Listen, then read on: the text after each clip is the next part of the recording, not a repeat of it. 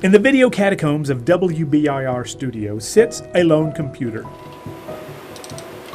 Housed on the hard drive are locations for stories aired on WBIR from the 1980s dating back to the station's inception.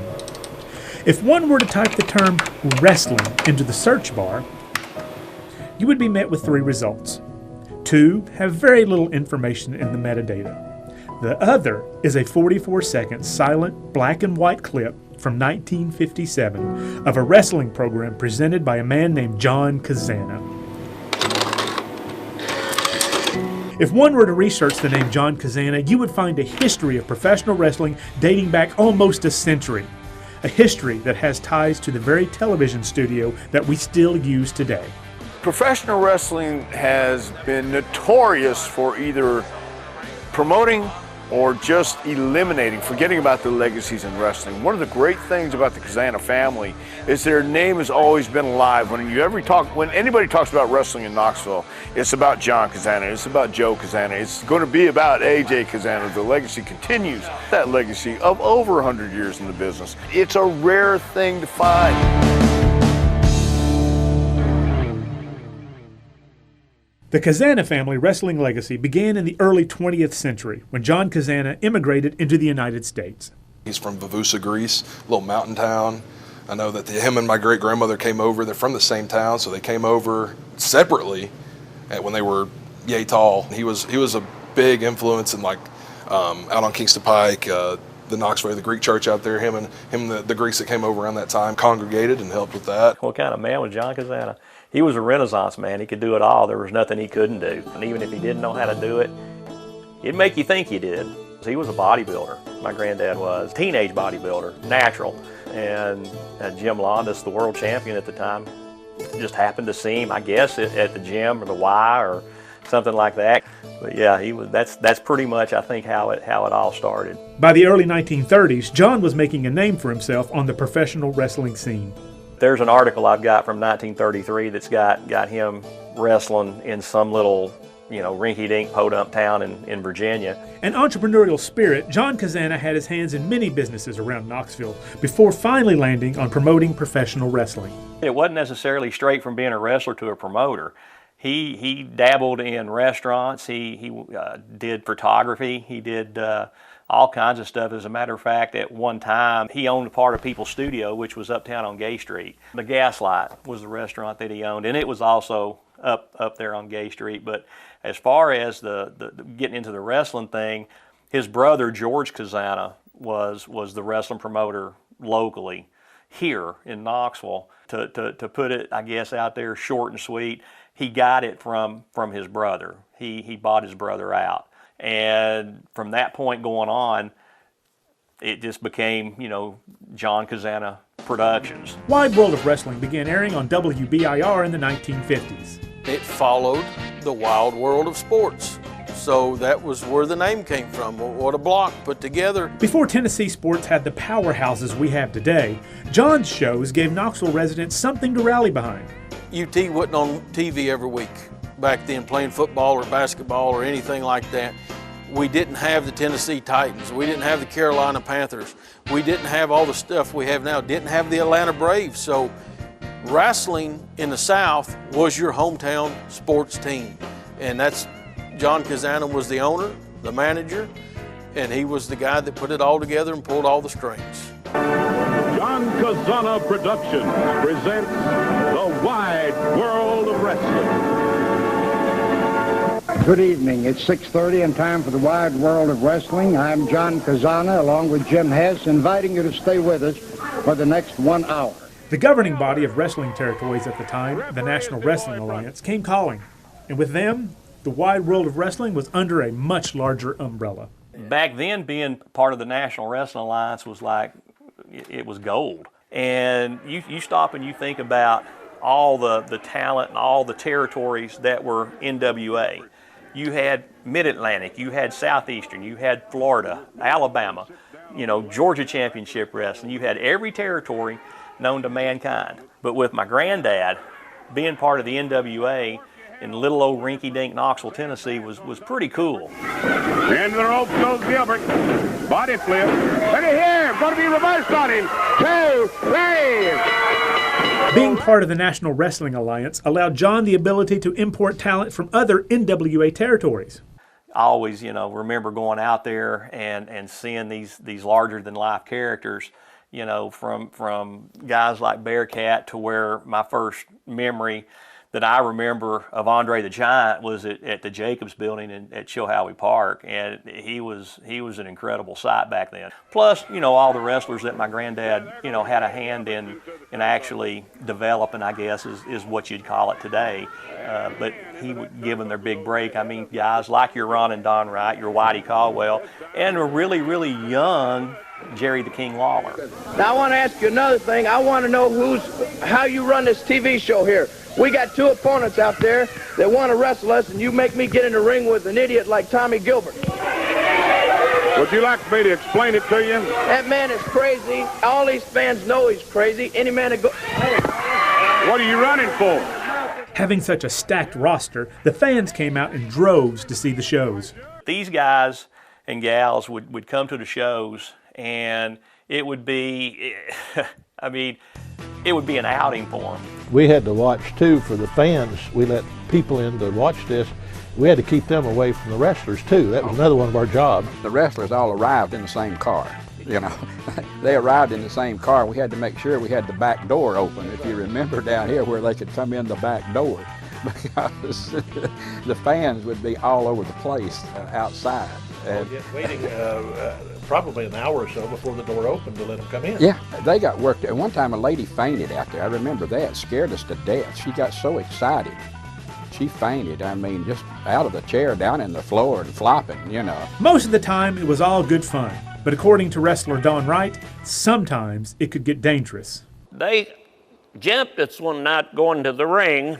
I got Ron in, shoved him in. Honey, they fell on me. I had to kick them off. I hooked my arm on the bottom rope, and I was kicking them off.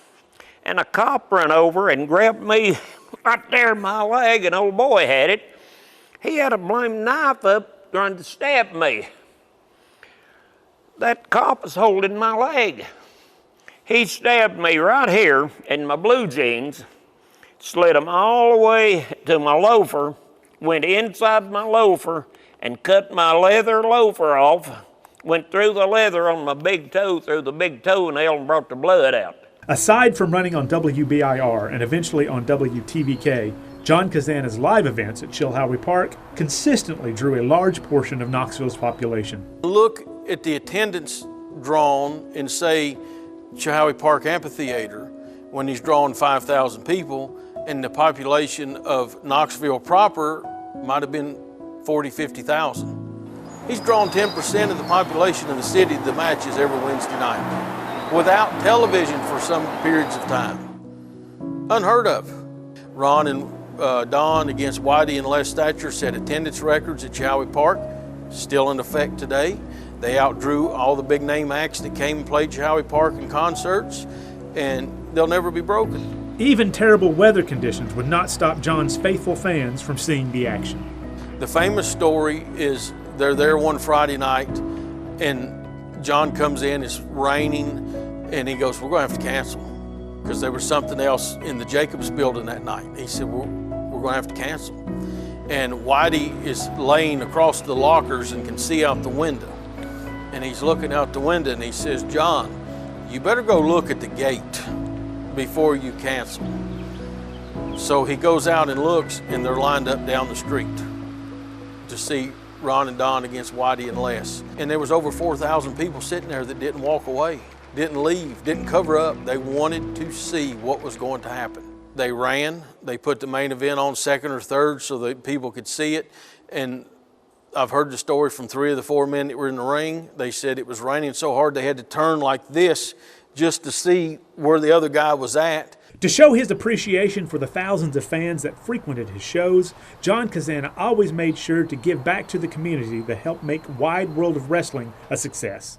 John Cazana had a fund every Christmas where he would take milk jugs and have them passed around the Jacobs building for people to put their change in. That change was used to clothe and milk at school and toys for underprivileged kids. There's a lot of kids in Knoxville that would not have had Christmas if it wasn't for John and George Cazana. They helped out American Legions, they helped out VFWs, they helped out so many different groups in East Tennessee that are still going today. We can't just take, we have to be pillars of the community. We have to be better business, we have to be upstanding, we have to do what they expect of us, because we're asking them every week to bring their family and give us their hard-earned money. And the people respected them enough to come every week and give them their hard-earned money. According to wrestling historian Bo James, the Chilhowee Park Amphitheater should be considered hallowed ground to wrestling fans. You look at the history, Lou Thez, Dory Funk Jr., Terry Funk, Ron Wright, Don Wright, Whitey Caldwell, Wild Bill Caney, Rowdy Red Roberts, hundreds of names that at their day were the biggest stars, and they all sit in the same dressing room. So when you go to Chilhowee Park and you're sitting back there, it's like you feel the ghost of past all around you, because you're sitting and walking the same steps that they did. You're making that walk out to the ring the same place that they are. And there's not many arenas left in America from that era. There's not another arena anywhere in the country like Chilhowee Park Amphitheater. Nowhere. How would you like to wrestle him? Right, hit the spine. Oh! We don't have another referee. Unless you're capable of What refereeing. about you? I can't do it anymore. My license ran out. The wide world of wrestling ran until 1974, when it was bought out by a fellow wrestling promoter. The writing was on the wall. It was time to walk away.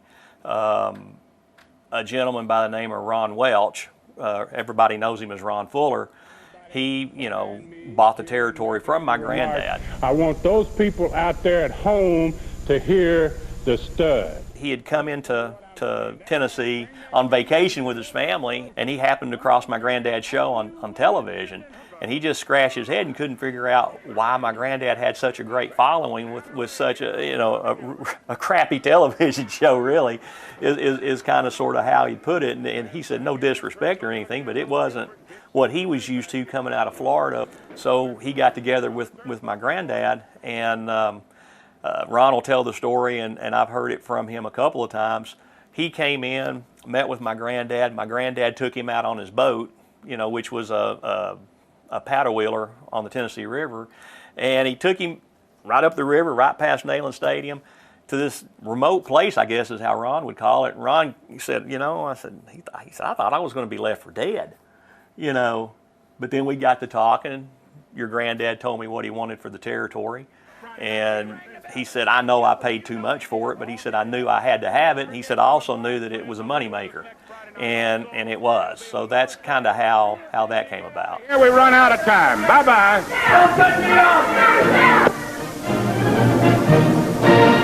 The pro wrestling gene skipped a generation as John's grandson, Joe Cazana, began wrestling professionally in 1986, even though he was a bit hesitant to start. I never thought anything about it. I didn't care one thing about the wrestling business.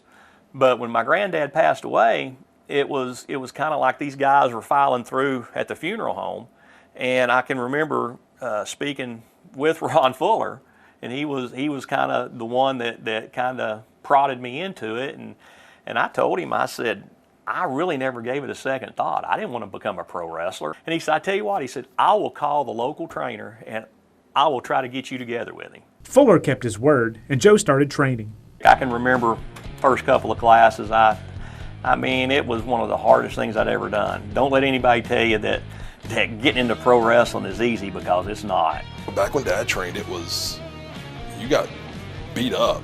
Like, he's told me stories of taking bumps and taking body slams in the backyard before they got into a ring that had a stump in the middle of it. As far as the training itself, it was about 4 months. And the last couple of weeks, we had gone from 20 people down to 2. And it was just myself and a friend of mine named Tom Pittner. For their final lesson, Joe and Tom had to endure something unique and painful. Ladies and gentlemen, this is a true story. We learned how to get hit in the head with a chair. A steel chair. And we took about 20, 25 chair shots apiece in that training session. And 2 weeks later, Tommy and I are wrestling against each other in our first match. With his training complete, Joe hit the ground running. I was lucky enough to break in during the territory days, and I was also lucky enough to work for some of the greatest promoters, you know, that's ever been around. Joe found himself working for the likes of the Von Erichs, Vern Gagne, the WWF, and just like his grandfather, the National Wrestling Alliance. At that time, I bet I weighed 320 pounds. I mean, I was a big guy. I was huge. I could move okay for a big guy, but, you know, not the greatest in the world, but I could work. And I can remember so vividly getting done with the match, going back, getting called into the office, and sitting across the desk was a guy by the name of Jody Hamilton and another fellow that people might know. His name was Dusty Rhodes. But Dusty said, "Kid," he said, we like your work. You're just too fat to wrestle. Dusty sat there and he told me, he said, "Kid, if you will lose the weight, if you'll put in the work, you come back down here, we'll put you under contract." So I said, "The heck with it." So I went ahead and lost the weight, and I dropped around 82 pounds. And you hear the quotes, "Oh, this guy was a job guy. This guy jobbed out. This guy," they call them enhancement talent today. In my day, we called them star makers. You had your stars, your star makers, and your underneath guys. And my job was a star maker. I would get out there with guys that absolutely beat the snot out of me. You know, and that's what my job was. I first met him when I was wrestling full-time in Smoky Mountain. And Joe's been one of those great guys who you didn't have to worry when you stepped in the ring what was going to happen. You knew he knew his stuff. You knew he was a professional. Saw him get hit in the head with a trash can. I was about 4, and I was ready to go save my daddy. And Mr. Fuji grabbed me up and said, "Hey, kid, he's okay." My dad was always a heel. My dad never was a baby face.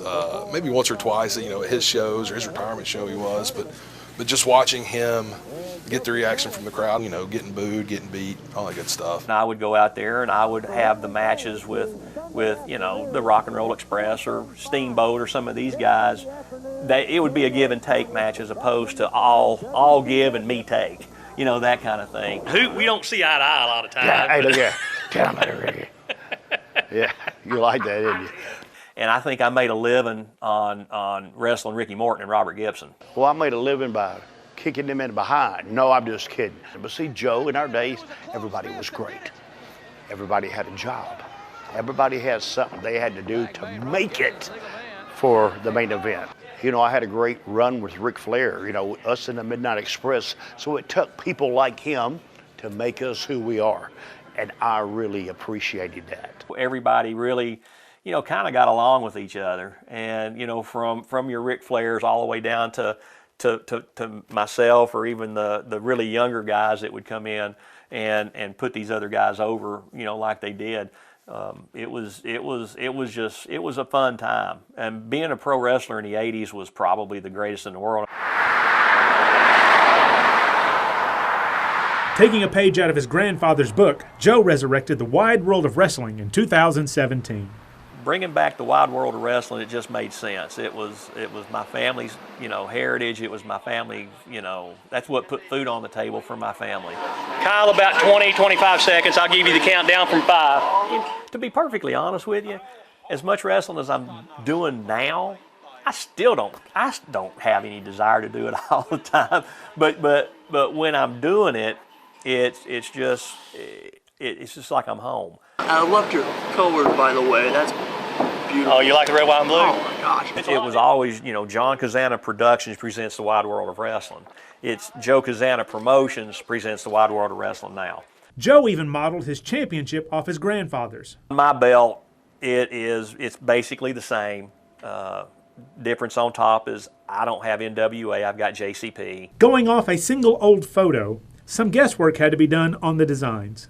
The side plates, we guessed at. We had to guess at something. So I kind of put on there what I thought my granddad may have had or would have had. The Wide World of Wrestling runs monthly shows out of Sweetwater, Tennessee, and has become a destination for independent talent all over the Southeast.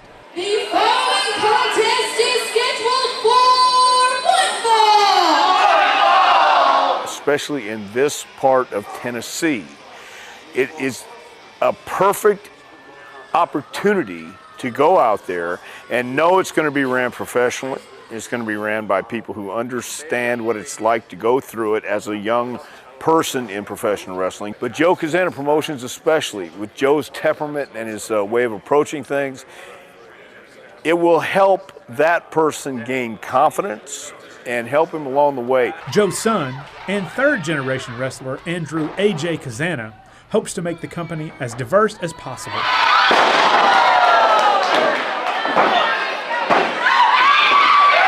Being the wide world of wrestling, we don't want to just pick people up from East Tennessee. We don't want to just pick people up from Northeast Georgia or whatever, or the Carolinas. I want people, I've told him this, is like we've had people from Missouri, Florida, Indiana, Ohio, Carolina, both Carolinas, Kentucky, all these different states, and I want us to be, for me, I want it to be a melting pot of talent. We want to help people network. So if you're from North Carolina, you're probably coming into a show that's got somebody from Texas or Missouri on it with us. You can get to meet them, talk with them. We may put you in the match together, and you can work each other and see what happens. AJ hopes the wide world of wrestling's locker room atmosphere can mirror that of what his father experienced in the NWA in the 80s. Above all else, we book good people. Genuine, generally good people. If you're not a good person, I don't give a crap if you're the best worker in the world. I'm going to look at that and be like, hey, please don't bring them in. Even if you've got heat with somebody, not at our show. Come in, we're a family, we want to be that family atmosphere. At JCP, they make sure, and it's not just Joe, it's everybody else in that locker room who wants to make the product the best possible. And I think that's what's going on right now. That's the upsurgence in professional wrestling around Tennessee right now, and especially East Tennessee. In 2020, the third generation of Kazanas entered the professional wrestling world when AJ, John Kazana's great-grandson, made his debut. Well, first of all, I didn't want him to do it, but why not? He's a former D1 athlete, played at the University of Tennessee. He had the tools, he had the knowledge. He's a natural. Like his father, AJ was hesitant at first, but once he stepped between the ropes at his father's retirement match, he was hooked. His retirement match, he had something set up for me and my brother to get involved, you know, do something pre-show with the guy that he was wrestling at the end of the night, get involved in the finish of his match, whatever, and just the rush and the nerves and like the anxiousness, just the excitement. It was the closest thing I got to running through the Power T over here on a Neyland game day. With the family's blessing, AJ began training at the Jacobs Pritchard Wrestling Academy under Dr. Tom Pritchard. When I first saw AJ Kazana, I thought, what a great size, what a great opportunity to take this guy young and mold him, give him what I know and run him through the drills I know works, give him the tools, give him the recipe, and just see if he can follow. You can't help but look and see the potential. AJ's training regimen was a far cry from his father's. I got there first day, I was 314 pounds, I was big, not muscular, and just getting blown up. We did, back bumps, a lot of hitting the ropes, a lot of running around. It was the middle of the summer, so it was hot. They don't have air conditioning in the building. Compared to what I've seen other people go through, Doc's training was pretty cushy. Don't tell him I said that. I'll cut that out, don't worry. Don't tell him I said that. The following contest is a three-way elimination tag team match.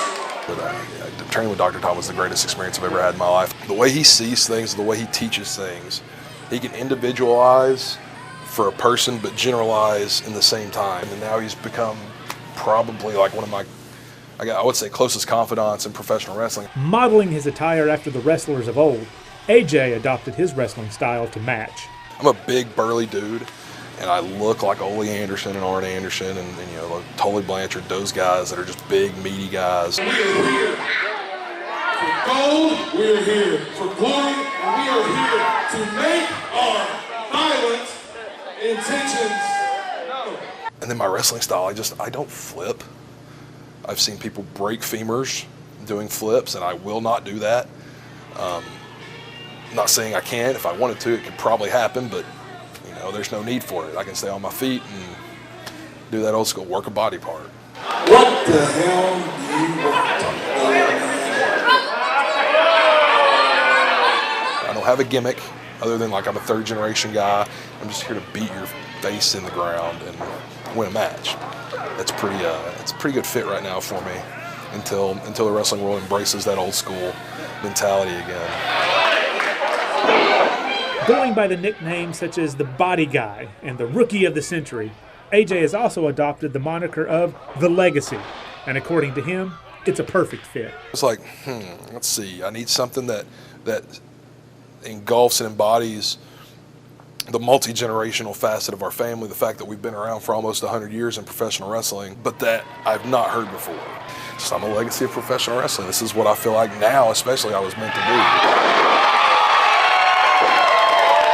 AJ Kazana, when he says he's the legacy, that's something he takes to heart. I don't think there's any limit to what AJ Kazana can accomplish in wrestling. He has the drive, he has the passion, and he definitely has the purebred legacy in his genes.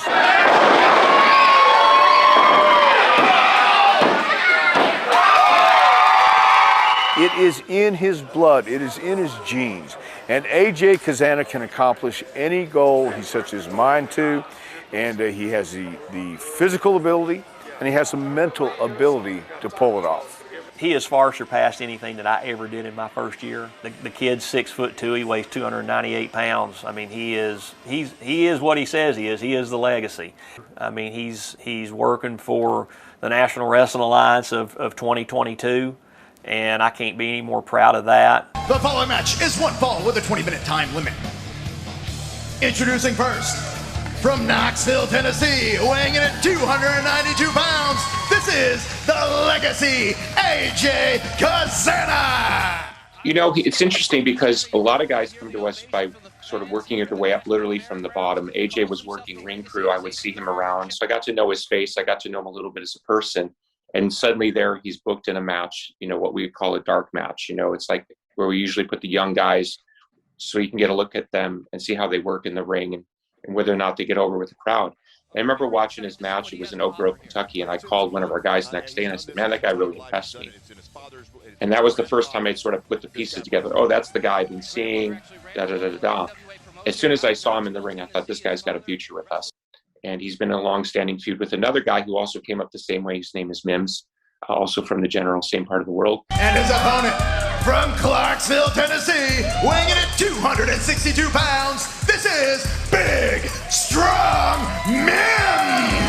I was at the Crockett Cup pre-show, worked Big Strong Mims. Then Power Trip 2, I was there with Mims to finish off the kind of the culmination of whatever we had.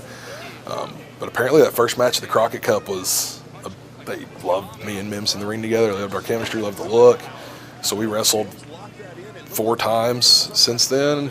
I've had 5 matches with the NWA and 4 of them have been with him. AJ as a wrestler is terrible. I hate him. He's the worst ever. I'm just saying that because he can hear me. But no, honestly, like he's somebody who's given me some of my best matches there in the NWA, and obviously I came out on top. So that's one thing for me that I can check off for being a good match is if I get to win.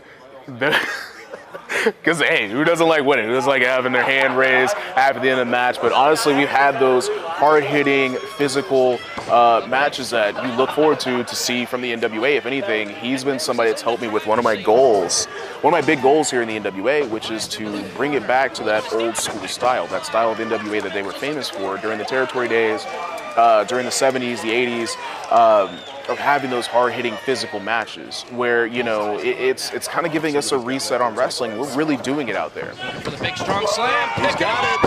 Down. Big victory for Mims. The winner of this match, Big Strong Mims. June 11th, the National Wrestling Alliance returns to pay-per-view with NWA Always Ready, live from Knoxville, Tennessee. For the first time in decades, the National Wrestling Alliance would make its triumphant return to Knoxville for the pay-per-view event, Always Ready. The NWA coming back, the NWA has history in Knoxville, and that's why the NWA can draw here in Knoxville, it's the history. We identified some of the old NWA strongholds as far as where the NWA used to run traditionally. And lo and behold, we found out with one of the young wrestlers in our company, AJ Kazana, his father was an NWA wrestler. And oh, by the way, the family's been promoting wrestling in Knoxville for over 90 years, I believe. So we've teamed up with the Cazana family to run in Knoxville. And given the history, the tradition, and of course the roots of the NWA in the area, we thought it was a perfect fit. I referenced the fact that my dad wrestled for the NWA. I referenced the fact that my great-grandfather was under the NWA umbrella. So I think they heard some of those promos and they'd seen some of it. They saw some of our stuff that we do with Wild World of Wrestling. And they're like, hey, like, let's get with your dad. Or do you think your dad would be interested in helping us get a spot in Knoxville, run Knoxville? It's like, I think he would love nothing more than with the exception of our family, to do that. This is kind of history coming full circle. We have the modern version touching the past. And at the end of the day, great things are going to happen when everything comes together. I mean, the great thing about Knoxville with the NWA is that there's a history there, and we are happy to be able to bring it back to the Knoxville area here. The convention center, obviously, great place to be, but Saturday night, everything's on the line. World title, history will be made. I just hope everybody can be a part of that. The National Wrestling Alliance actually represents tradition, respect, and honor in professional wrestling. Now that the NWA is coming and bringing their tradition, bringing their brand back to Tennessee, I think that's going to open up a lot of doors for a lot of the fans who've been waiting for that fighting, rough, tough wrestling that's been missing for so long. AJ will be performing on the Always Ready card with the added incentive of making his Knoxville wrestling debut. It's exciting. I'm nervous because I know a lot of people who have not seen me wrestle that I know personally that are coming to this show. It's going to be one of the biggest shows I've ever been at. I'm getting cold chills thinking about it and goosebumps. One of his scheduled opponents for the match is another generational star and the son of Ricky Morton, Kerry Morton. AJ Kazana, we meet once more. And you know what's bad, AJ, about all of this is I show up 3 hours to get here just to understand that AJ Kazana is going to lay on the mat for Kerry Morton to pin him 1, 2, 3, and that's the bottom line. Although he's walking behind me right now, looking intimidated. That's Stone Cold thing, pal. Although that's the bottom line, Kerry Morton said so, baby. Woo! Kerry is carrying the torch for the Mortons well, just like AJ's carrying it for the Kazanas as well. And I always, you stop and you think and you watch these kids, you always know that AJ and Kerry's paths would cross, just like mine and Ricky's did, or just like my granddad's and Ricky's, dad, Paul Morton, just like they did back in the day.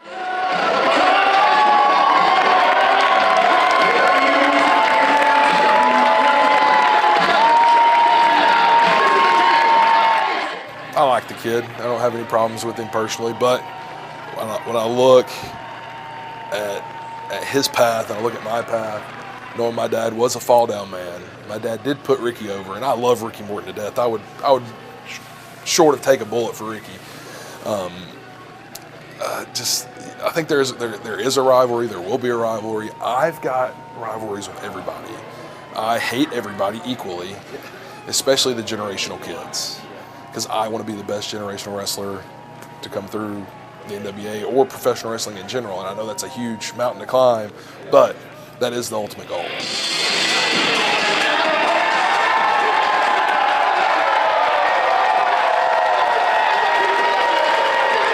The circle of life is simply beautiful. It's just the beginning of, I believe, a long, long story to tell. AJ's kind of growing up in this business, same as me, under Joe and under my dad, Ricky. So it's the same ball game. We're both playing on the same ball field, and now it's all about who's going to make the first swing and hit a home run. We're both going to carve our own paths, and I'm sure we'll both be successful. So you definitely don't want to make a living putting him over? No, absolutely not. I'm twice his size. Yeah. Come on. I think AJ just told you a lie, simply true and over. AJ, that's what he's good at, laying on the mat and letting me pin him 1, 2, 3. There's nothing better than that. So I don't know more I can add to it other than that AJ is just always going to put over a Morton. God forbid. Well, I hope they had the same success that I did, and AJ, his dad, all of us, man, and I wish the best for both of them. We'll see if I get booed heavily, because I'm generally a heel all over. We'll see if I get cheered because this is my hometown. My hopes for tonight is that I boot rake Ricky Morton and the cheers erupt. He gets a headlock and they boo the piss out of him. Have you ever seen Ricky Morton get booed? I haven't.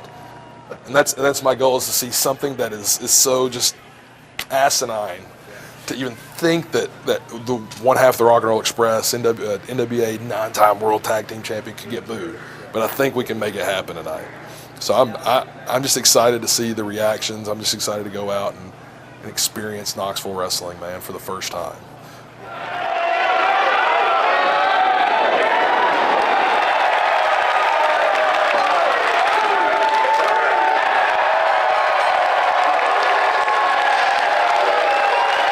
Man, I'm extremely happy, I guess. It's mixed emotions. Of course, I want to go out as a winner, always.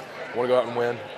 But, I mean, the fact that there's over 900 people packed into the convention center, which is the first time the NWA's ran Knoxville in 40 years, 50 years or more. You want to win in front of your hometown crowd, but, all in due time. We didn't get pinned. Remember that. We did not get pinned. So, technically, we didn't lose the match. I am beat up. I took a beating in that match. If anyone that watched it, I got my tail kicked. So it was kind of an adrenaline rush, I like to say I'm an adrenaline junkie. I know it sounds awful, but I love that rush of doing a roller coaster, of having that high momentum. And what a time to be alive, 1, 2, 3. The referee raised my dad and myself's arms, and it was just such a moment to capture. Let's make this perfectly clear. It was chanted, AJ was chanted louder than rock and roll at one point in this match. So, regardless of how big of a star Kerry and Ricky Morton are, AJ Kazana is the next in line to be that top star of the NWA. I'm so fortunate to now say maybe on here that I just signed a contract of National Wrestling Alliance, and I'm so fortunate to be there, and that's where my father, Ricky Morton, got his start at, and that's where myself, Kerry Morton, is getting my start. It's just a matter of time before this wrestling world's mine. Call me cocky, call me confident, whatever you want to call me. I know how good I am. I know where I'm at. And I've been in this less than 2 years at this point. I think I'm built for this. I think pending, knock on every piece of wood in this place, pending any major injury, the sky's the freaking limit. To see that in the middle of January with 8 inches of snow on the ground, my granddad put 3,000 people in the Jacobs building on a Friday night. It's incredible. It's incredible. You've got WWE that comes to town maybe twice a year, if that. Do they pack the arena? Sure they do. But they bring in their Monday Night Raws or their SmackDowns. WWE could not even come in here on a weekly show and pack out Chilhowee Park like my grandfather did. He couldn't do, there's no way. I want to leave my end of the business, what I've done. I want everybody to go back and say the same thing he used to say about my granddad. He was fair, he was honest, and he took care of the boys. Above all else, I want to be happy, with professional wrestling. I want to be happy with, I'm so stoked for how far I've come. In less than 2 years, I don't like waiting around on anything.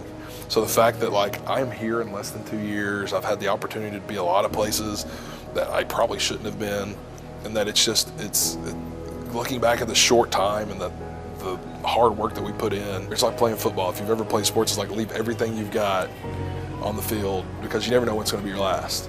I can go out here and break my neck tonight. It could be my last match, but I want to be happy with what I did before. I want to be happy with the path that I've taken so far. And like I said, above all else, happiness, and then getting my guys that I love personally, that are my dudes, as successful and as high as we can get together. You think about it, they came here and lived the American dream. I didn't know John Cazana, but I've known Joey Cazana for 34 years. I've known AJ Kazana since he was a baby. As long as we're alive, part of John Kazana's alive.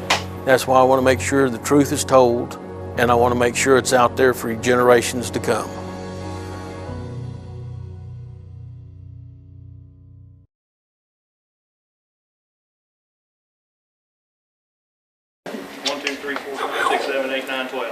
On the eve of the first live National Wrestling Alliance Power event, WBIR was visited by local wrestlers that would be featured on the NWA show.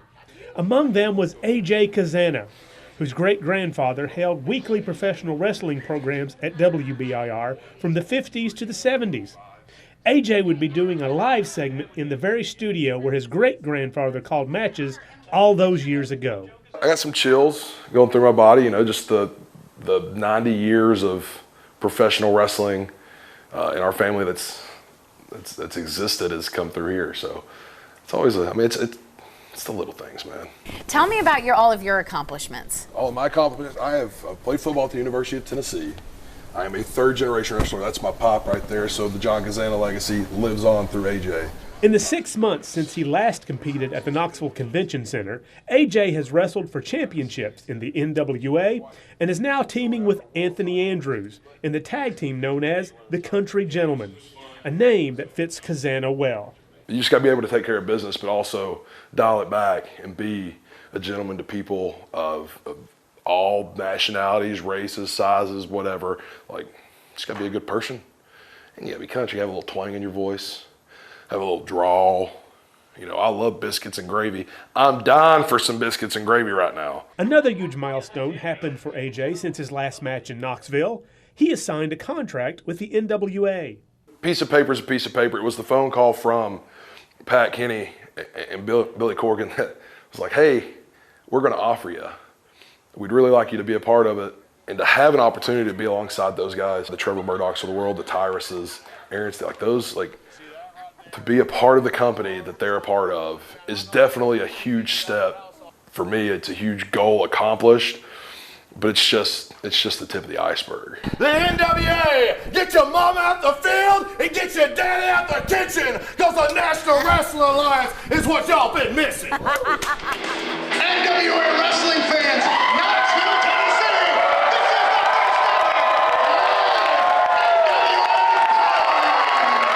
this is the The Thrillbilly Silas Mason is AJ's training partner and fellow NWA talent.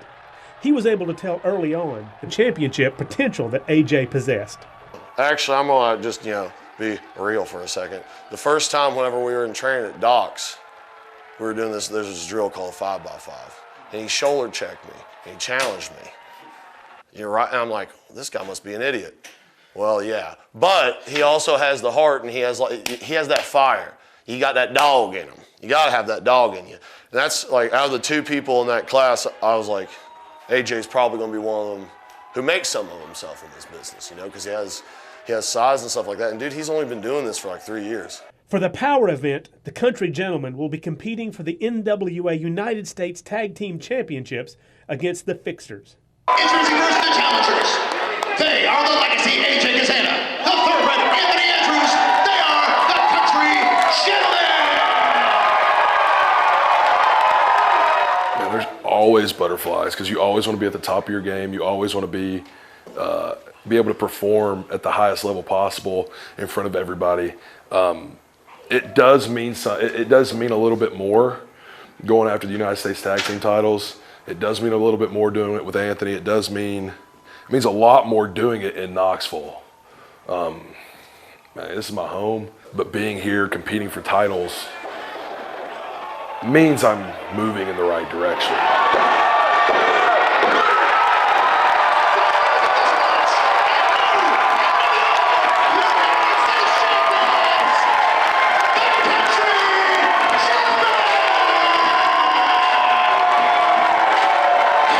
So it's been 90 years that the Kazanas have been a part of professional wrestling. 90 years, no gold. You changed for that. John, for my dad. You changed that tonight. We changed it. We changed it. We can't do this without family. Family is what it's all about. That's exactly what makes it so much better. Love it. Is winning it with family.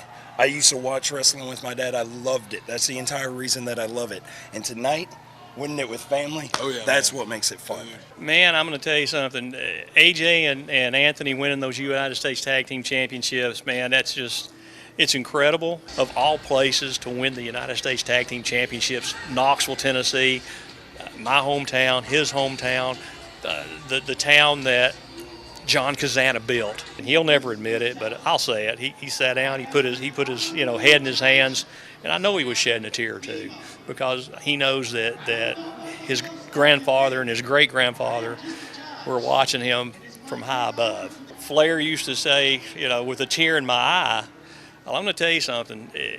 Wrestling has been my life for the better part of almost, I might as well just go ahead and say since I was born. And this is probably, one of the proudest moments that I've ever had in the wrestling business, man. We're going to go around the entire country We're going to go down to Mexico. We're going to go around the entire world representing the NWA as the U.S. Tag Team Champions. Every single promotion that we go to, we're going to have these belts because of how proud we are to have fought and won inside the NWA. And then, like you said, hey, baby, it's the world. Anybody, anytime, any place. The biggest thing about the NWA is that we need to be fighting champions. Fighting champions mean we'll fight everybody. The fixers want another round, we'll go another round. Because, hey, you ready for this? Because at the end of the day, whoever steps across the ring from us, your new United States Tag Team Champions, we're looking square in the eye of a couple men willing to do whatever it takes to make sure that you know you're dead to rights. Sounds good, don't it? That does. That's a shirt right there, baby. AJ and Andrews hope to enjoy a long and fruitful reign as the NWA United States Tag Team Champions. But for Cazana, he hopes one day to win the company's top prize. The goal is to be a world champion. Dude, if I was sitting here telling you right now I don't want to be world's heavyweight champion, carry the 10 pounds or 12 pounds of gold as Tyrus is calling it now, then I would be lying to you. You know, 6 months, 6 years, at some point, that's the pinnacle of the National Wrestling Alliance, is being that champion. The Thrillbilly shares AJ's sentiment. Future NWA World's Heavyweight Champion, easy. I know Cazana was sitting here flapping his gums about it, but once I win it, sure, I'll give you a shot, kid.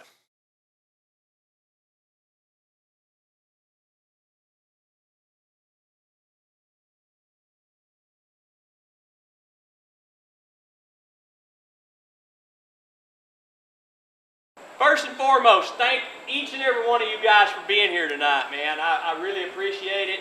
This is a special show for me and my family and anybody that's ever wrestled in this hallowed arena. My granddad used to sell this place out every Friday night in the summer.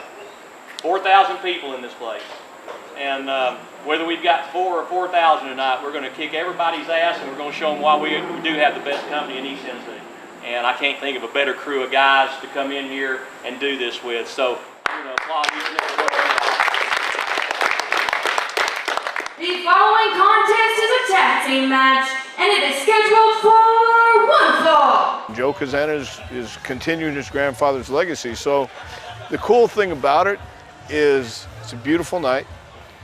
The star's going to be out nice and bright, and the people are going to be in a nice, cool September breeze watching professional wrestling, bringing back that legacy and that habit from Knoxville, Tennessee. Well, you know, with the history and everything like that, this big event, might as well have the biggest man that ever lived on it. You know what I'm saying? I'm the national champion, I'm the JCP champion, so it'd be really dumb of Joe to have the guy that's like drawing the tickets, you know, putting butts in seats not to be here.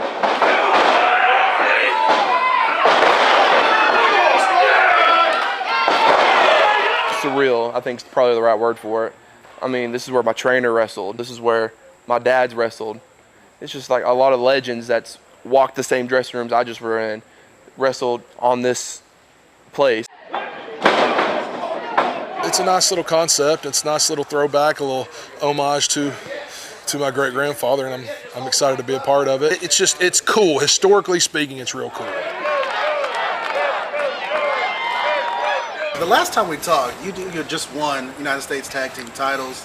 We're here like 200 some days later. You lost the titles, you lost your partner. What happened? Life happens. Well, life happens. People do the things that they do. Times change. People needed to change, and the powers in charge decided that it was time. So here we are, and I'm a singles act now, ladies and fellas, I guess, because I wrestle dudes. So I feel like it's easier because you don't have to deal with as many people in matches. So it's easier in that sense, but it's harder as far as the actual in-ring performance, because instead of being able to tag out and catch my breath, you know, you're stuck. It's like you figure it out, pal. You know, either find out how to breathe or die. We're the third longest reigning United States Tag Team Champions of all time, behind the Midnight Express and the Steiners. So, man, it was really incredible. It was a lot of fun. We went all over the country, as far out west as Utah to defend them, Florida, North Carolina. We were in 9 or 10 different states in a matter of those 200 days.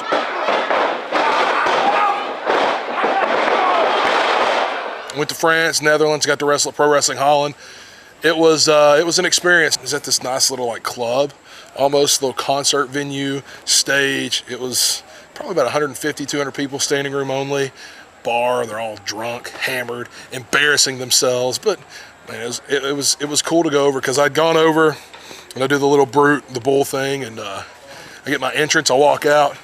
The big, huge screen behind me's just got my name on a waving American flag. Yeah, that's cool. The goal is to make as much money as possible in wrestling, have as much fun doing it as long as my body holds out. And in the next year, you know, like singles gold, world title gold, you know, national title gold, whatever it is. I'm still with the NWA. Like that, the 10 pounds of gold, the World's Heavyweight Championship is my favorite title in all of professional wrestling, especially with the history and the lineage behind it. That's my goal as a professional wrestler, is to hold that title.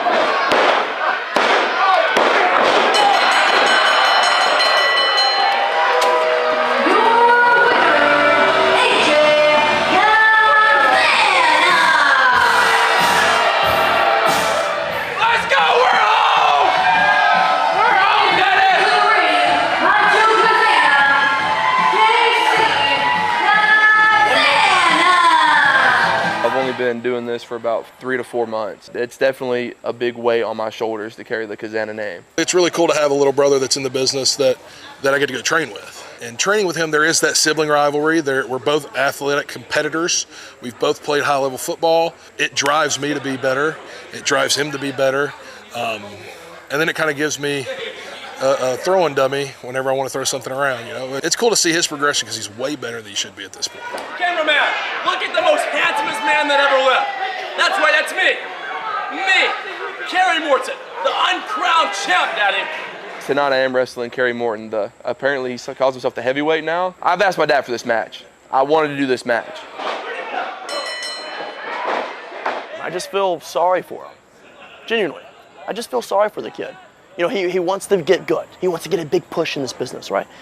But he's stepping in the ring with the toughest opponent of his life. I mean, there's a lot of lineage to the Chilhowee Park and the Cazana name. But tonight it's about Kerry Morton. And I'm gonna feel bad when John's looking down on his grandson, KC, and he watches his son get beat.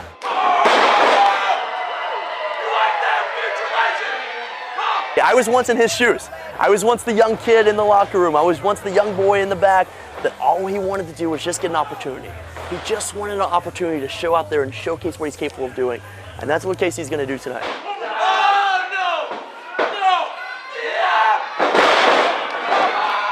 Kerry Morton, he's former junior world heavyweight champion.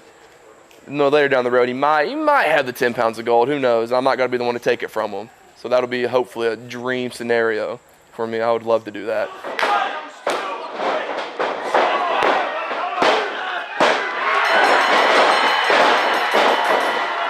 I went out there, wrestled Kerry Morton. Hell, I beat Kerry Morton. I'm just in awe.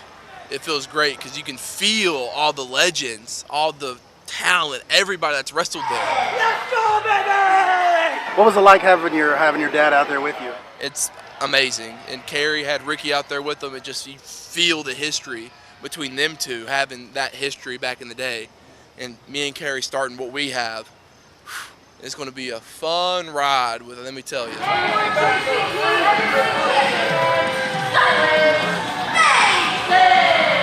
Knowing that, that my granddad ran here, and knowing that both the kids, AJ is he's an NWA superstar now. KC is going to be. Don Wright was here tonight. He was one half of the most famous tag teams that ever came through Chilhowee Park Amphitheater. Wayne Rogers was here tonight, another one that came through here. Dr. Tom, myself, we've all wrestled here. And to me, when I'm watching these kids walk back here, it's a little different when they're walking, here in this amphitheater. It's kind of, they respect exactly what was done here. There's a lot there, boys. I'm super tired. I've not slept for like 3 days. It was fun. It was fun tonight.